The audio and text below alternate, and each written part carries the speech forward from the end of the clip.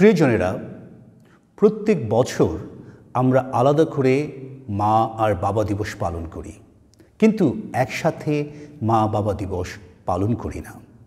তবে আজকের প্রভু যিশুর নিবেদন পর্ব একটা ভালো দিন হতে পারে এই বাবা মা দিবস পালন করার জন্য, কারণ যোসেফ এবং মারিয়া একসাথে প্রথমবারের মতো দম্পতি হিসেবে যিশুকে মন্দিরে নিয়ে আসেন।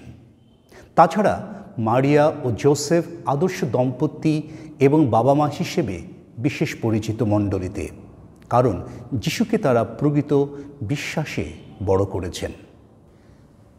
আজ মঙ্গল সমাচারে আমরা দেখি যে বিধান অনুসারে মারিয়া এবং যোসেফ যিশুকে মন্দিরে নিয়ে আসেন, কারণ ইসরায়েলীয়দের প্রত্যেক প্রথমজাত সন্তানকে মসির নিয়ম অনুসারে মন্দিরে উৎসর্গ করতে হয়।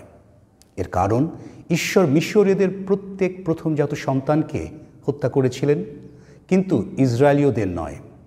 তাই সেই মহান ঘটনার স্মরণে ইসরায়েলীয়রা তাদের প্রথম সন্তানকে ঈশ্বরের কাছে নিবেদন করেন। এর মধ্য দিয়ে যিশু প্রথমবারের মতো তাঁর মন্দিরে তিনি প্রবেশ করলেন। তাঁর এই উপস্থিতি মন্দিরে বিশেষ আবহ সৃষ্টি করে, বিশেষ করে সিমিয়ন ও আন্নার জন্যে। সিমিয়ন আনন্দে বলে ওঠেন যে সে এখন তার মৃত্যুর জন্যে প্রস্তুত, কারণ তার জীবন সার্থক হয়ে উঠেছে যিশুকে দেখতে পেয়ে, তাকে স্পর্শ করতে পেরে, কারণ তার জীবনের একমাত্র উদ্দেশ্যই ছিল যিশুর সাক্ষাৎ পাওয়া, এবং তা এখন পূর্ণ হয়েছে, পূর্ণতা পেয়েছে। যিশুই ছিল তার জীবনের ধ্যান ও জ্ঞান। প্রিয়জনেরা, আমরা যদি নিজেদেরকে জিজ্ঞেস করি আমাদের কি আনন্দ দেয়, আমাদের জীবনের পূর্ণতা কিসে, আমাদের জীবনের সার্থকতা আমরা কিসের মধ্যে খুঁজে পাই, ভোগে নাকি ত্যাগে? সিমিয়ন ও আন্না আমাদের জন্য বিশেষ অনুপ্রেরণা হতে পারে। আমাদের তাদের কাছ থেকে শিখতে পারি কিভাবে ধৈর্য ধরে অপেক্ষা করতে হয়।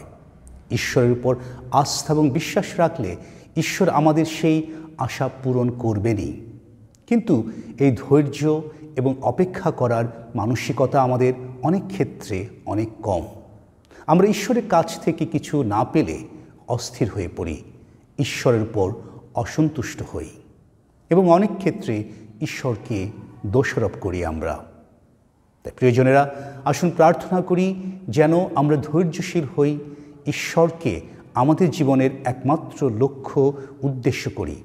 তাহলে দেখব সিমিয়ন ও আন্নার মতো আমরাও ঈশ্বরের অনুগ্রহ ও সাক্ষাৎ পাচ্ছি।